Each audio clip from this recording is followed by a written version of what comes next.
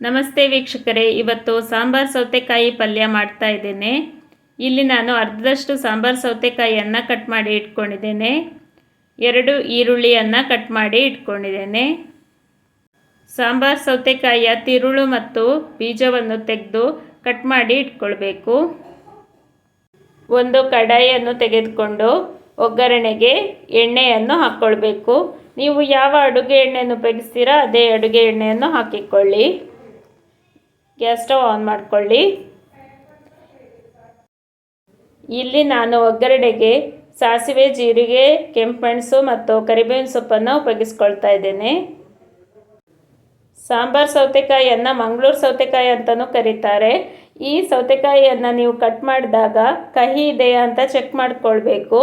ಕಹಿ ಇದ್ದರೆ ಅದನ್ನು ಕಟ್ ಮಾಡಿ ನೀರಿನಲ್ಲಿ ಹಾಕಿ ಅರ್ಧ ಗಂಟೆಗಳ ಕಾಲ ಬಿಡಿ. ಆಮೇಲೆ ನೀರನ್ನು ಬಸಿದು ಒಂದು ಸರ್ತಿ ತೊಳ್ಕೊಳ್ಳಿ.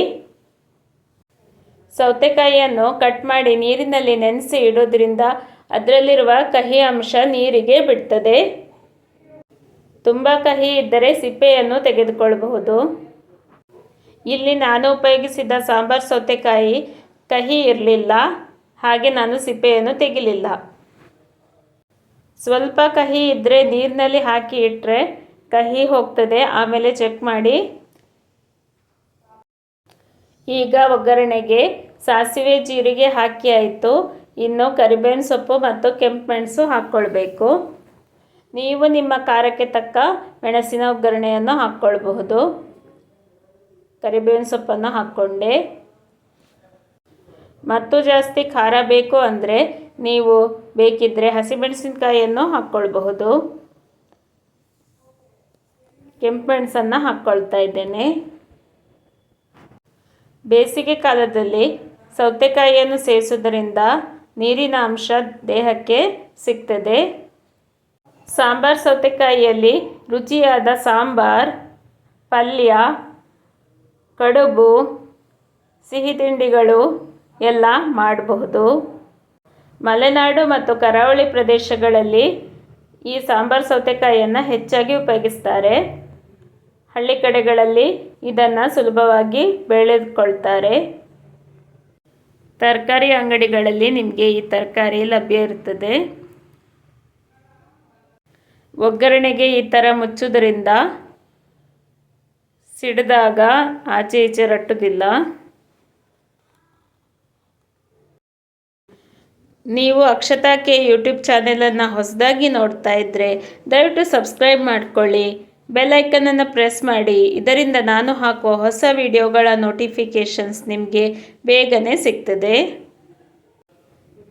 ಈ ಸೌತೆಕಾಯಿ ಪಲ್ಯ ಮಾಡುವಾಗ ಈರುಳ್ಳಿ ಆಪ್ಷನಲ್. ನಿಮಗೆ ಬೇಕಿದ್ದರೆ ಹಾಕ್ಕೊಳ್ಬಹುದು, ಇಲ್ಲಾಂದರೆ ಈರುಳ್ಳಿ ಹಾಕೋದೇನೂ ಮಾಡಬಹುದು. ಒಗ್ಗರಣೆ ಆಗಿದೆ. ಈಗ ನಾನು ಈರುಳ್ಳಿಯನ್ನು ಹಾಕ್ಕೊಳ್ತಾ ಇದ್ದೇನೆ. ಈರುಳ್ಳಿಯನ್ನು ಹಾಕಿ ಸ್ವಲ್ಪ ಫ್ರೈ ಮಾಡಿಕೊಳ್ಬೇಕು. ಈರುಳ್ಳಿಯನ್ನು ಸಣ್ಣದಾಗಿ ಹೆಚ್ಚಿ ಹಾಕ್ಕೊಂಡ್ರೆ ಬೇಗನೆ ಫ್ರೈ ಆಗ್ತದೆ. ತುಂಬ ಫ್ರೈ ಆಗಬೇಕು ಅಂತ ಇಲ್ಲ, ಹಸಿ ವಾಸನೆ ಹೋದರೆ ಸಾಕು. 2 ರಿಂದ 3 ನಿಮಿಷಗಳ ಕಾಲ ಫ್ರೈ ಮಾಡಿ ಆಮೇಲೆ ಕತ್ತರಿಸಿದ ಸಾಂಬಾರ್ ಸೌತೆಕಾಯಿಯನ್ನು ಹಾಕ್ಕೊಳ್ಳುವಂಥದ್ದು.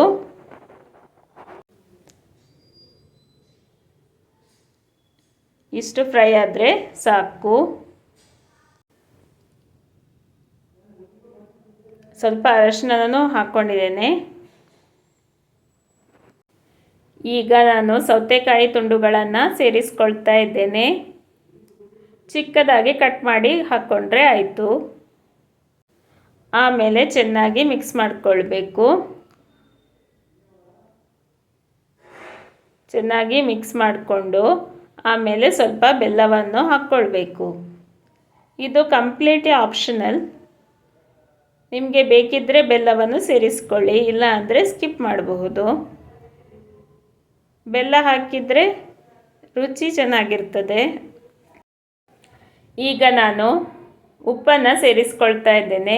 ರುಚಿಗೆ ತಕ್ಕಷ್ಟು ಉಪ್ಪನ್ನು ಹಾಕಿಕೊಳ್ಬೇಕು. ಸೌತೆಕಾಯಿಯಲ್ಲಿ ನೀರಿನ ಅಂಶ ಇರೋದ್ರಿಂದ ನಾನು ಪಲ್ಯ ಮಾಡುವಾಗ ನೀರನ್ನು ಹಾಕ್ಕೊಳ್ಳುತ್ತಾ ಇಲ್ಲ.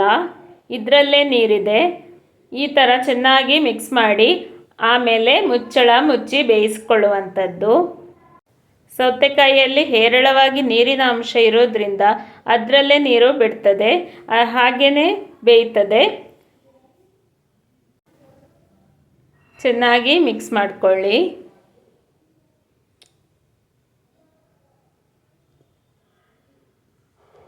ಈ ಪಲ್ಯ 15 ನಿಮಿಷಗಳಲ್ಲಿ ರೆಡಿ ಆಗ್ತದೆ. ತರಕಾರಿ ಕಟ್ ಮಾಡಿ ಎಲ್ಲ ರೆಡಿ ಇದ್ದರೆ ಒಗ್ಗರಣೆ ಇಟ್ಟು 10 ರಿಂದ 15 ನಿಮಿಷದಲ್ಲಿ ಪಲ್ಯವನ್ನು ಸುಲಭವಾಗಿ ಮಾಡಿಕೊಳ್ಳಬಹುದು.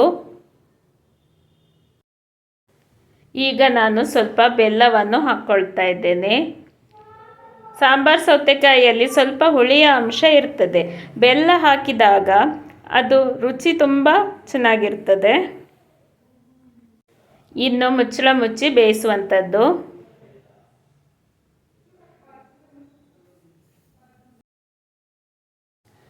ಪಲ್ಯ ಬೇಯ್ತಾ ಇದೆ. 8 ನಿಮಿಷ ಕಳೆದಿದೆ. ಚೆಕ್ ಮಾಡ್ತಾ ಇದ್ದೇನೆ ಬೆಂದಿದೆಯಾ ಅಂತ.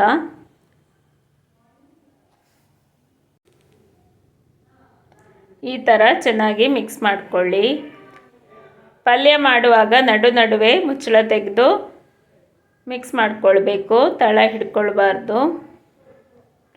ಇದು ಸೌತೆಕಾಯಿ ಆದ್ದರಿಂದ ನೀರಿನ ಅಂಶ ಜಾಸ್ತಿ ಇದೆ, ಹಾಗೆ ಬೇಗನೆ ತಳ ಹಿಡಿಯುವುದಿಲ್ಲ, ನೀರು ಬಿಡ್ತದೆ, ಅದರಲ್ಲೇ ಚೆನ್ನಾಗಿ ಬೇಯ್ತದೆ. ತೆಂಗಿನ ತುರಿಯನ್ನು ಸೇರಿಸ್ಕೊಳ್ತಾ ಇದ್ದೇನೆ. ಈಗ ಆಲ್ಮೋಸ್ಟ್ ಬೆಂದಿದೆ. ತೆಂಗಿನ ತುರಿಯನ್ನು ಹಾಕ್ಕೊಳ್ತಾ ಇದ್ದೇನೆ. ಇಲ್ಲಿ ನಾನು ಒಂದು ಸಣ್ಣ ಕಪ್ನಷ್ಟು ತೆಂಗಿನ ತುರಿಯನ್ನು ಸೇರಿಸ್ಕೊಂಡಿದ್ದೇನೆ. ಇನ್ನು ಚೆನ್ನಾಗಿ ಮಿಕ್ಸ್ ಮಾಡಿ. ಪಲ್ಯ ರೆಡಿ ಆಗ್ತಾ ಬಂದಿದೆ. ಇದು ಒಂದು ಸುಲಭವಾದ ಅಡುಗೆ, ಯಾರು ಬೇಕಿದ್ದರೂ ಮಾಡಿಕೊಳ್ಬಹುದು. ಈ ಪಲ್ಯ ಅನ್ನದೊಂದಿಗೆ ಬಹಳ ರುಚಿಯಾಗಿರ್ತದೆ, ಚಪಾತಿಯೊಂದಿಗೂ ತಿನ್ನಬಹುದು. ನಾನು ಇವತ್ತು ಹೆಚ್ಚು ಖಾರ ಮಾಡಿಲ್ಲ, 2 ಕೆಂಪು ಮೆಣಸು ಮಾತ್ರ ಹಾಕ್ಕೊಂಡಿದ್ದೇನೆ. ಸಾಂಬಾರು ಸೌತೆಕಾಯಿಯಲ್ಲಿ ಹೆಚ್ಚಾಗಿ ಸಾಂಬಾರನ್ನು ಮಾಡ್ತಾ ಇರ್ತೀರಾ, ಪಲ್ಯವನ್ನು ಕೂಡ ಮಾಡಿ ನೋಡಿ. ವೆಯ್ಟ್ ಲಾಸ್ ಮಾಡುವವರು ಈ ಸಾಂಬಾರು ಸೌತೆಕಾಯಿಯ ಪಲ್ಯ ಮಾಡಿ ತಿನ್ನಿ. ನೀರಿನ ಅಂಶವು ಅಧಿಕ, ಫೈಬರ್ನ ಅಂಶವು ಅಧಿಕವಾಗಿದೆ. ತೆಂಗಿನ ತುರಿ ಆಪ್ಷನಲ್, ಬೇಕಿದ್ದರೆ ಹಾಕ್ಕೊಳ್ಬಹುದು, ಇಲ್ಲ ಅಂದರೆ ಸ್ಕಿಪ್ ಮಾಡಬಹುದು. ಸೌತೆಕಾಯಿ ಬೇಯುತ್ತಾ ಬಂದಿದೆ.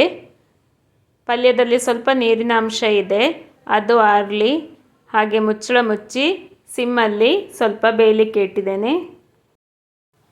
ರುಚಿಯಾದ ಸಾಂಬಾರು ಸೌತೆಕಾಯಿ ಪಲ್ಯ ಸಿದ್ಧವಾಗಿದೆ. ಈ ವಿಡಿಯೋ ಇಷ್ಟವಾಗಿದ್ದಲ್ಲಿ ಅಕ್ಷತಾ ಕೆ ಯೂಟ್ಯೂಬ್ ಚಾನೆಲನ್ನು ಲೈಕ್, ಶೇರ್, ಸಬ್ಸ್ಕ್ರೈಬ್ ಮಾಡಿ. ಧನ್ಯವಾದಗಳು.